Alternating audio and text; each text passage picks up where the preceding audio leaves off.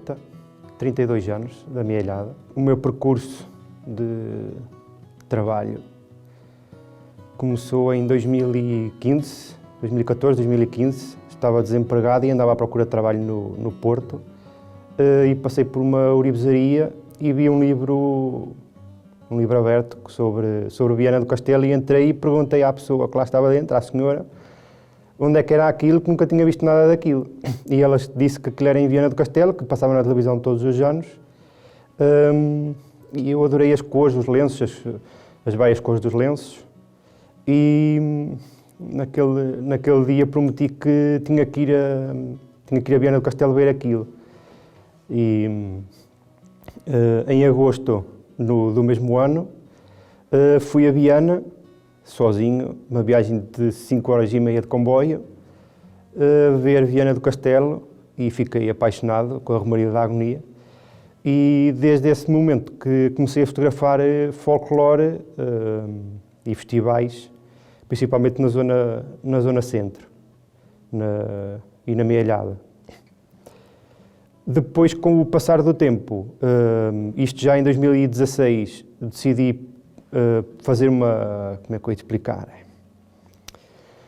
Aprender um bocadinho como é que se podia parar as pessoas, ou seja, fazer uma sessão fotográfica, como é que eu podia parar essas pessoas que dançavam e fazer uma sessão fotográfica com elas sem estarem trajadas. E fui tirar uma formação de modelo fotográfico, onde aprendi passarela e postura e como é que um modelo tem que estar atrás das câmaras ou à frente das câmaras.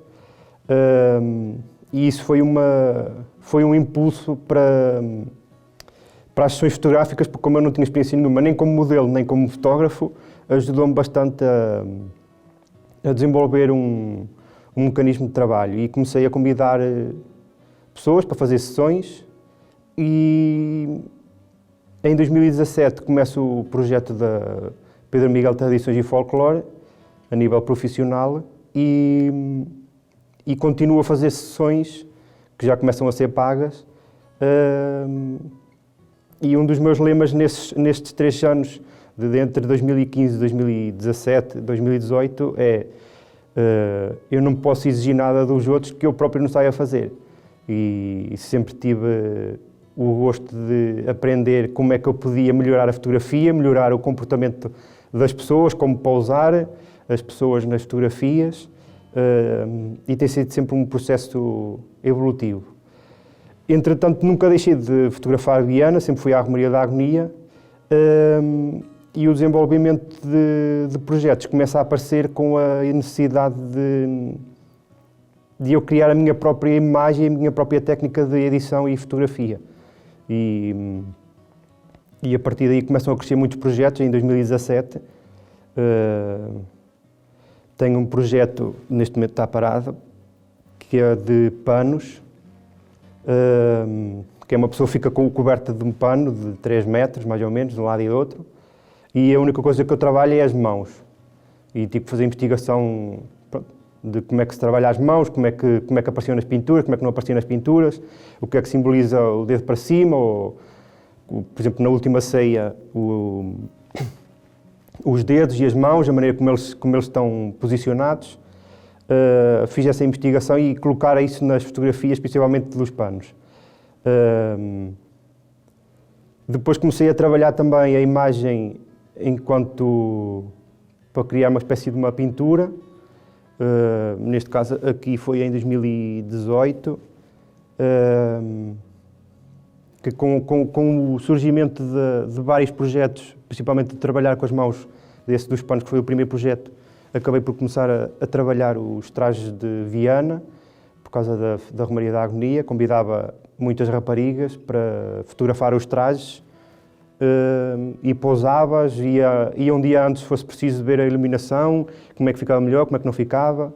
Esta fotografia, eu acho que estava deitado no chão, a fotografar. Ou seja, é tudo um processo natural de evolução. Começo a criar, este é o projeto dos trajes, que neste momento também está parado, infelizmente. Comecei a fazer alguns trabalhos com ranchos, a fazer cobertura de festivais, A nível cultural, eu acho que em Viana do Castelo, o Minho, do Porto para cima, a Aveiro já começa assim, mas talvez do Porto para cima já se começa a notar, começa-se a notar a cultura mais enraizada nas pessoas do que aqui na zona centro e mais para baixo, que quase não existe. E é uma coisa que eu tento trazer cá para baixo, ou seja, se lá para cima funciona, cá para baixo deve resultar também, com um bocadinho de teimosia. E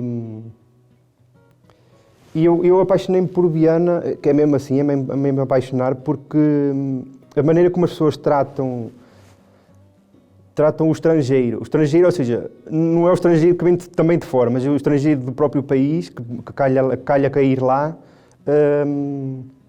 é de uma maneira tão espontânea, tão humilde, que não sei explicar. Eu gostei tanto da maneira como as pessoas se tratam umas com as outras e da comunidade que existe em Viana do Castelo, principalmente, e um bocadinho em Ponte Lima, que eu adorei a maneira como elas tratam da cultura popular e sempre que eu ia para cima ficava contente e quando vinha a descer ficava triste porque a maneira como as pessoas tratam a própria cultura, é muito diferente. E Viana do Castelo tem um encanto, eles até têm uma frase que é: quem gosta bem, quem ama fica, e é verdade. Eu só não fico porque não quero lá ficar a trabalhar, nem a viver, mas se eu pudesse, mudava-me para lá. Viana tem, não sei, talvez uma atmosfera um bocadinho diferente, até mesmo da cidade do Porto. O trabalho com os grupos essencialmente é mais fotografar festivais, Acho que já fotografei quase todos os grupos de Viana do Castelo. Fotografei também os grupos de Ponte Lima, num festival de 2 dias. E eles trabalham tanto com a fotografia e agora mais com o vídeo, que o trabalho que eu tinha já com o Pedro Miguel Tradições cresceu imenso em apenas um ano, cresceu imenso, porque eles lá valorizam mais quem faz essa preservação de trabalhos e de cultura do que no resto do país. E acho que foi por aí que também acabei por criar um bocadinho a necessidade de trazer aquilo que eles lá fazem cá para baixo, para a zona centro, e fazer ver os grupos de cá, que cá também se pode conseguir fazer coisas bonitas como eles, mas é uma coisa que vai demorar algum tempo. Dizem que fotografar casamentos é uma escola e fotografar folclore é igual ou melhor ainda, porque, aliás, casamento só se casa uma vez, quer dizer, pronto, depende, mas só se casa uma vez e é difícil. Eu não fotografo casamentos, nunca fotografei nenhum casamento, nem batizados, porque são coisas que só acontecem uma vez e eu não consigo pedir à pessoa para voltar a fazer a mesma coisa. E no folclore acho que é um bocadinho mais fácil porque, pelo menos eu já estou habituado a isso, que é quando são modas de roda ou eles estão a dançar alguma coisa, sei que eles repetem o mesmo movimento 2 vezes e isso facilita, ou seja, aponto a máquina para o que eu quero fotografar e espero que passe lá a pessoa, ou a mão, ou o pé, ou seja o que for, e é fotografar. E se eu não conseguir à primeira, tenho a segunda tentativa. Ou a terceira, às vezes eles até fazem quase 4 vezes a mesma volta. Mas tem sido um processo, não é fácil, porque fotografar coisas sem movimento não é fácil, e então quando é à noite, sem luz nenhuma, é mais complicado ainda. Mas é sem dúvida uma escola, porque estamos sempre a tentar parar o momento, mas também é isso que eu gosto, porque é esse desafio que eu gosto de fazer, principalmente comigo mesmo. Uma situação interessante, uma história do começo de fotografar folclore. Eu fotografava atrás da plateia que estava a ver e fazia a fotografia, pronto, normal, à distância. e comecei-me a perceber que se eu fosse para a frente, mesmo para a frente do palco, que conseguiria fotografias mais aproximadas e com outros detalhes ou com outras perspectivas, e forcei-me a mim mesmo. E eu sou uma pessoa muito, hoje em dia já não tanto, mas era uma pessoa muito tímida, e obriguei-me a ir para a frente do palco, para ficar à frente das pessoas, e às vezes elas até se chateavam comigo por ficar à frente delas, e eu obriguei-me a ir para a frente do palco, perder esse medo, essa vergonha, e hoje em dia chego a qualquer lado e marco o meu território, marco o meu espaço e um cantinho e fico lá, e hoje em dia não consigo fotografar fora desse recinto, e já não é natural para mim fotografar fora do palco. Fora do palco, ou seja, fotografar fora da boca do palco.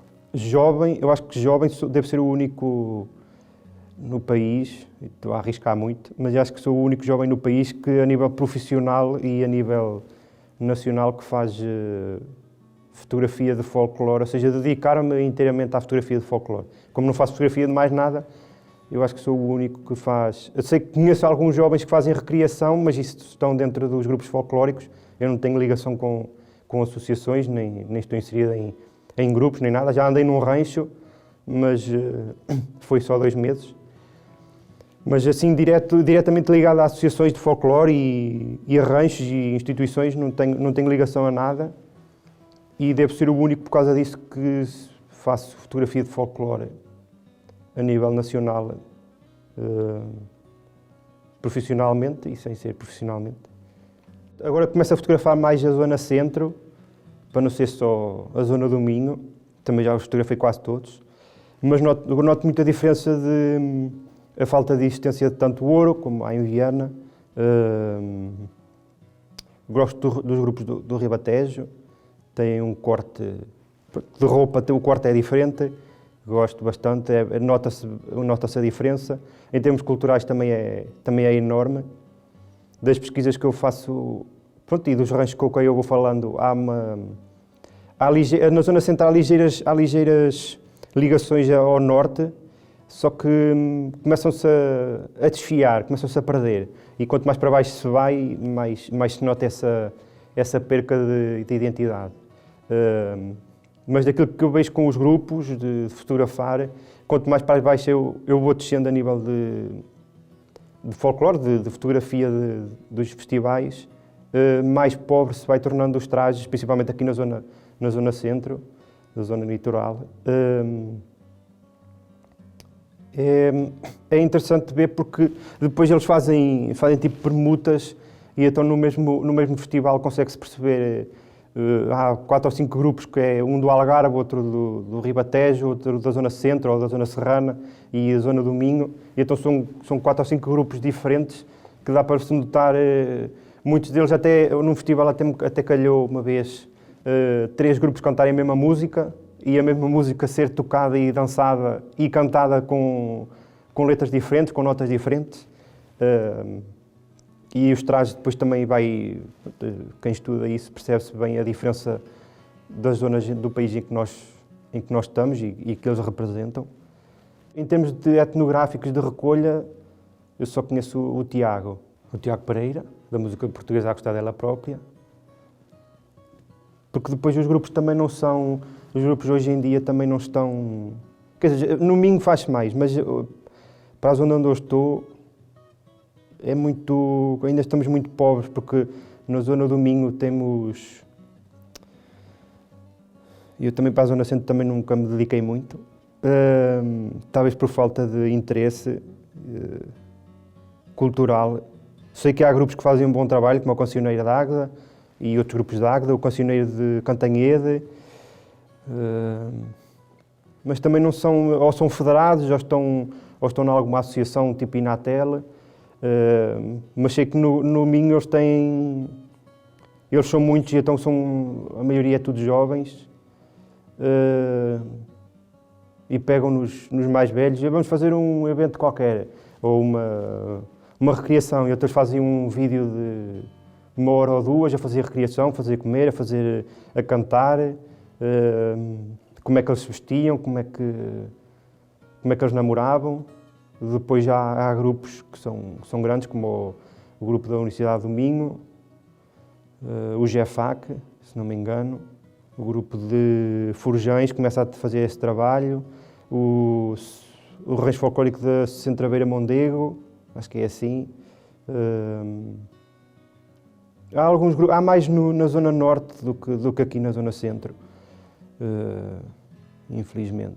Mas acho que isso começa a mudar porque os grupos do norte começam a mostrar aos de cá de baixo que há trabalho para fazer, e então os do centro começam a fazer trabalho, sem estarem, mesmo os que não estão ligados à federação. Porque depois também não há muito, porque os grupos hoje em dia, e a minha dificuldade maior também é um bocado essa, é que os grupos recolhem, vão à casa das pessoas, recolhem, fazem entrevistas, gravam áudios, gravam em vídeos entrevistas, fazem essa recolha toda, e depois, quando é para apresentar ao público, a única resposta deles é: isto é nosso, nós que recolhemos e ninguém tem nada que vir para aqui meter a mão, ou a gente não tem que partilhar nada, e isto é tudo nosso. E fica tudo engavetado, e eu não sou apologista disso. Acho que o que é do povo deve ficar no povo, deve ser recolhido e preservado e ser trabalhado, ou seja, a informação de ser trabalhada a nível de design ou não, tipo, sei lá, fazer livros, que é o que se faz muito na Zona Norte, fazem recolhas e lançam livros. Mas cá para baixo, na Zona Centro, tinha havido essa falha, essa falta de aproveitamento da cultura que é de todos. Eu acho que também tem a ver, os grupos queixam-se muito da falta de verbas, da falta de dinheiro, que também é uma realidade. Eu conheci um grupo que trabalhava as músicas, a tocata, era que era numa garagem, assim, um pouco maior que isto. Até acho que era um grupo de Coimbra, até famoso conhecido, assim maior que isto, e então era, num canto punham as cantadeiras, quem cantava punham num canto, e quem fazia a tocata estava no lado fora da garagem a tocar, e eles ensaiavam assim porque não havia dinheiro para um espaço maior, e a Câmara acho que também não queria financiar mais. Problemas assim, houve uns que tiveram que pedir investimento para fazer uma associação, porque acho que a Junta de Freguesia não queria investir nisso. Ou seja, é uma falta de zelo pelo que é nosso, e os grupos também vão preservando, ou a tentar preservar, porque isto para tudo é preciso dinheiro, e sem dinheiro a gente nada fica para sempre. Tenho milhares de fotografias, principalmente de Viana. E assim, de projetos eu acho que é esta. Pelo menos impressa, e que eu me lembro, acho que é esta, que tem assim mais impacto, por causa do sol a bater na cara, dela serena, com as mãos à frente do avental, e do ambiente que se criou, do ambiente de calma, que era isso que eu queria para esta fotografia. Acho que aquela que mais me marcou, que eu consegui fazer uns vídeos, foi agora este ano, na Romaria da Agonia, em que a Maria Lima foi cartaz, e ela chorou, pronto, da emoção dela querer ser cartaz já há muitos anos, e eu saber conhecê-la e saber que aquilo era importante para ela, e consegui fazer uns vídeos dela, da emoção dela, e é uma fotografia em que eu acho que tenho isso partilhado, dela a chorar. Acho que foi essa que mais me marcou agora nestes últimos anos. Acho que o que mais me marcou foi vê-la a chorar, ou seja, a emoção dela a viver aquela...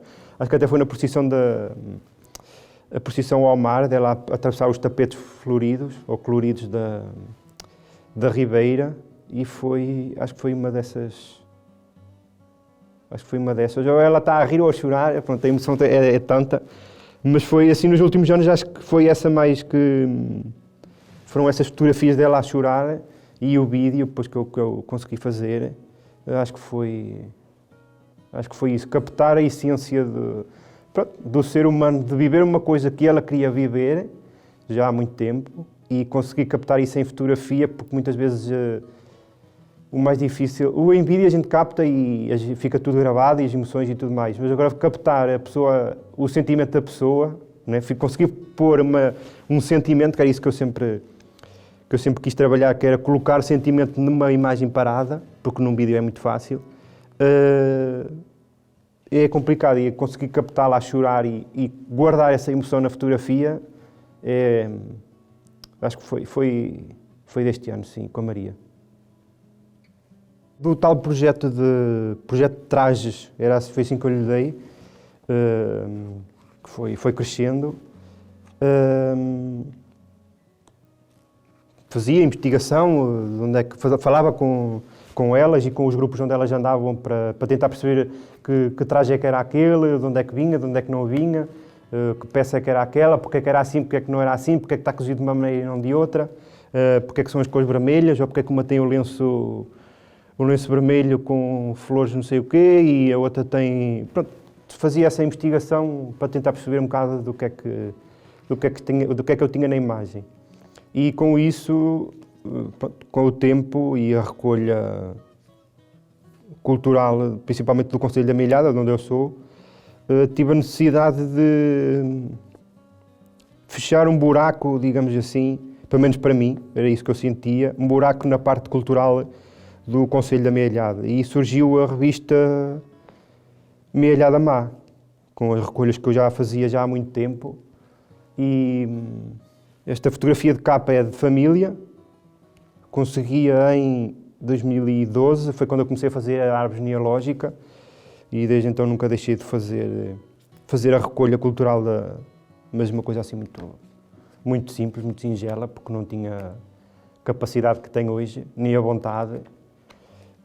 E a revista da Milhada Má surgiu este ano, surgiu em março, se não me engano, março, abril, e foi da necessidade de partilhar com o mundo folclórico, que é um mundo gigantesco, mais ainda nas comunidades fora, aquilo que eu encontrava e os registros que eu ia fazendo de recolhas em livros e falando com as pessoas mais antigas da Milhada e de outras zonas do país.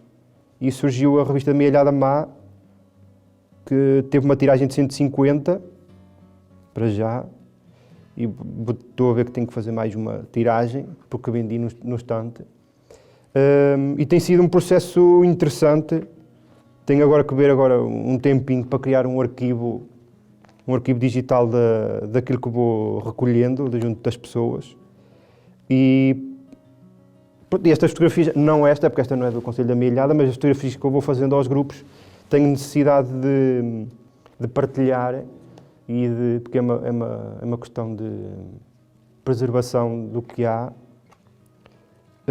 Esta primeira revista, por acaso, tem um artigo que eu queria tentar ver se fazia em todas, mas não consigo, que é uma espécie de reportagem, que as fotografias são minhas e algumas do rancho, e eu faço uma reportagem de um festival que um grupo da Milhada faça. Isto é exclusivo só da Milhada, não está aberto a outros municípios, pelo menos esta revista. E vou dando mostrando a recolha que eu faço a nível do Concelho. Tem tido alguma aceitação. Demora muito, são coisas que demoram muito. A imagem de capa, que é de família, eu sempre achei interessante o posicionamento das mãos e o pousar, os brincos, os anéis e tudo mais. E comecei a fazer a investigação de porque é que se usava isto, porque é que elas estavam assim vestidas, que brincos é que eram aqueles, que cultura é esta, não é? Que eu nunca conheci.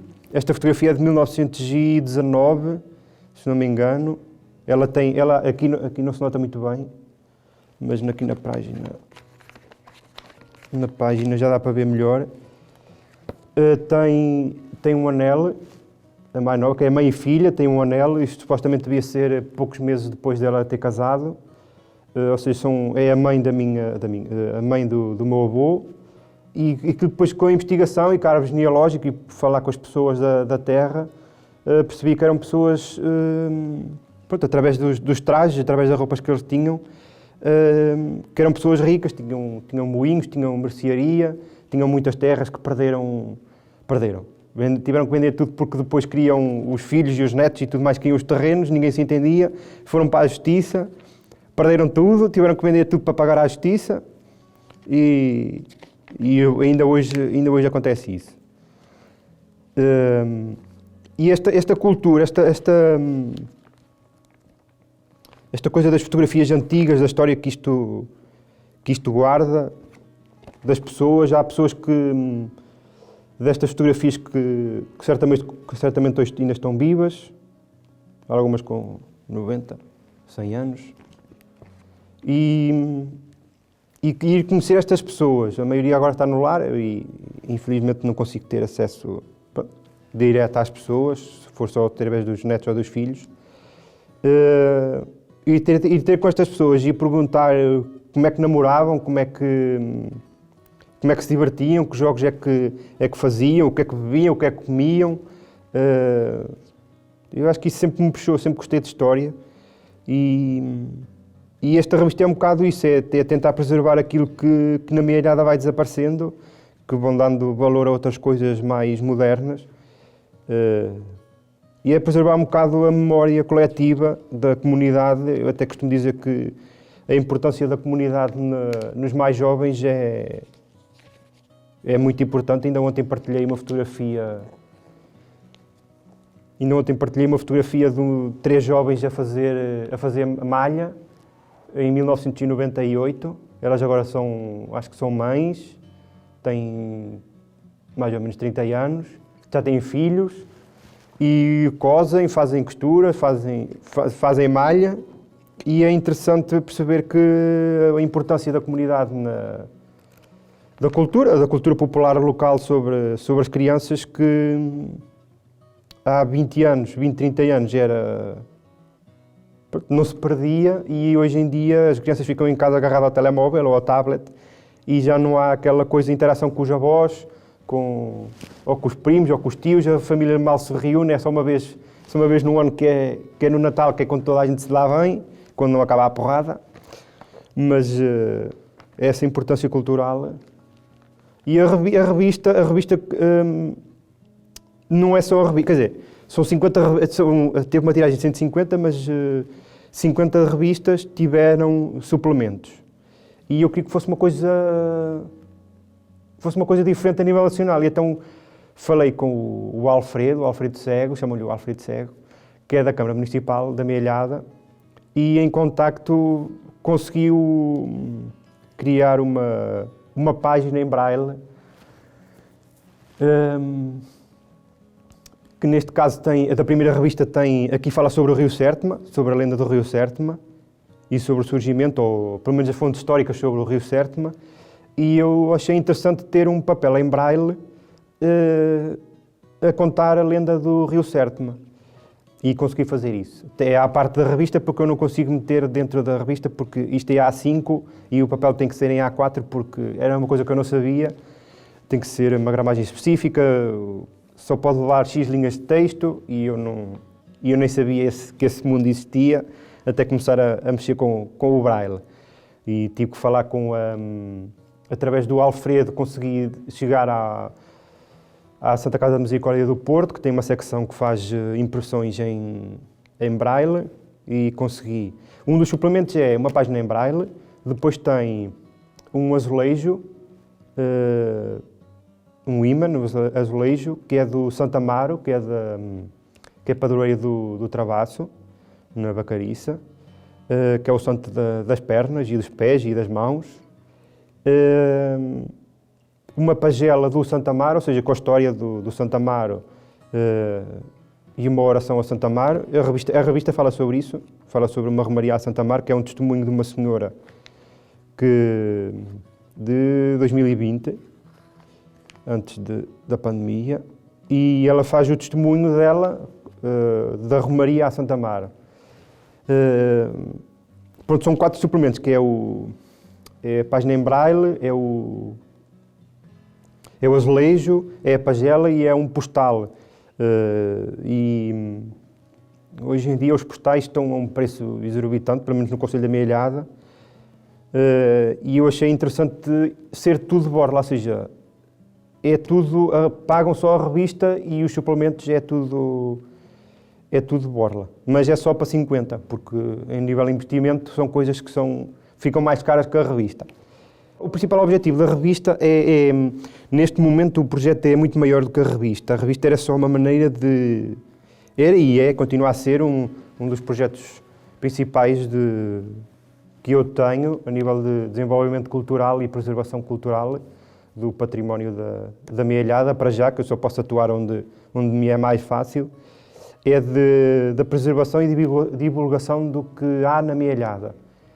Porque muita gente, até me chegaram pessoas a dizer assim, olha, eu andava a fazer pesquisas e sempre que encontrava a palavra Mealhada só pensava, oh, Carnaval, isto não tem cultura, a Mealhada não deve ter mais nada do que isto, e bota para o lado. E nem faziam recolhas na Mealhada. E quando viram que a revista tinha conteúdo e que realmente havia trabalho a desenvolver, interessaram-se em começar a fazer recolhas na Mealhada.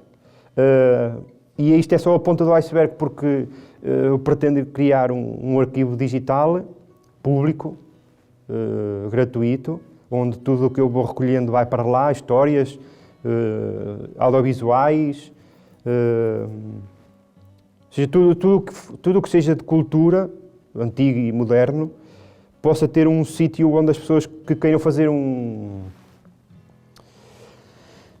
uma tese, ou um trabalho de mestrado, ou um trabalho de recolha, qualquer coisa, consigam ir lá a esse sítio virtual ou online, recolher informação e trabalhá-la para os projetos. E o objetivo depois, mais tarde, é ter uma sala ou uma espécie de um museu, porque há peças que me chegam, antigas, e abrir um museu, um mini museu, uma coisa pequena, interativo também, ter uma parte interativa, e para preservar aquilo que há aqui, porque há culturas que já se começam a perder, e como muitos dos idosos me dizem, é que uma das coisas que se fazia antigamente era, quando eles eram mais novos, principalmente nestes dias frios, era depois do jantar, sentavam-se todos à lareira a cantar ou a contar histórias uns aos outros, e depois eram as brincadeiras na rua, que hoje já não há. E uma das partes que eu queria desenvolver, que seria um suplemento, talvez fora da revista, era que até há uma expressão popular, que é se as memórias matassem, todos morreríamos. É qualquer coisa assim. E é preservar, ou seja, ir falar com as pessoas, novas e velhas, e perguntar-lhes como é que eles brincavam, como é que se namorava, como é que não namoravam, como é que iam roubar a fruta, e guardar isso em texto, em vídeo, em áudio, mas principalmente em texto, para isso ficar guardado, porque ou seja, o objetivo da revista é do género. Eu tenho uma gaveta cheia de objetos, cheia de papéis antigos e fotografias antigas, abrir a gaveta, pôr numa mesa, que é basicamente isso que eu faço, é pôr numa mesa, a recolher assim aquilo que é mais importante, meter na revista e trabalhar o design desse texto. Se houver, por exemplo, eu sei que isto existe, eu sei que esta fotografia existe, e então é fazer uma fotografia disto, meter na revista e dizer, se eu conseguir, quem são as pessoas, em que ano foi tirada e em que local, e dizer, esta fotografia existe, está guardada, mas ela existe. Que é fazer um bocadinho aquilo que os grupos, não estou a atacar ninguém, mas é fazer um bocadinho aquilo que os grupos folclóricos não fazem, que é, quando fazem a recolha, mas depois também não há divulgação. Se eles dizem, nós temos isso, mas está guardado. Mas depois, quando a gente vai para querer saber onde é que eles têm e como é que é as coisas, dizem que agora não têm tempo, ou agora não pode ser, ou não sei quem tu és, por isso não te vou dar acesso a essa informação. E a revista é para contrariar um bocado isso, é criar um arquivo impresso do que há físico, fotografias, e depois tem-me chegado muita coisa e eu tento meter tudo na revista, só que a nível financeiro é um bocado complicado porque são coisas que custam e tenho muita informação, mas pronto, isto também é trimestral e isso dá para meter muita coisa. O trabalho dos panos é basicamente isso, ou seja, eu tenho o fundo, que o fundo para mim pouco importa, ou seja, o desenvolvimento da técnica e da captura e eu até, quem começa a fotografar e a aprender a fotografia sozinho, como eu, quando não tem curso de nada, é tudo bater com a testa na parede, autodidata praticamente. Ou seja, o fundo começa a não ser uma necessidade, ou seja, eu deixo de me importar pouco com o fundo e a fazer mais focagem no que há de relevante. Pronto, aqui são as 3 moças e aqui é o pano, é as mãos, é mais as mãos do que o resto. E aqui neste caso era trabalhar as mãos, que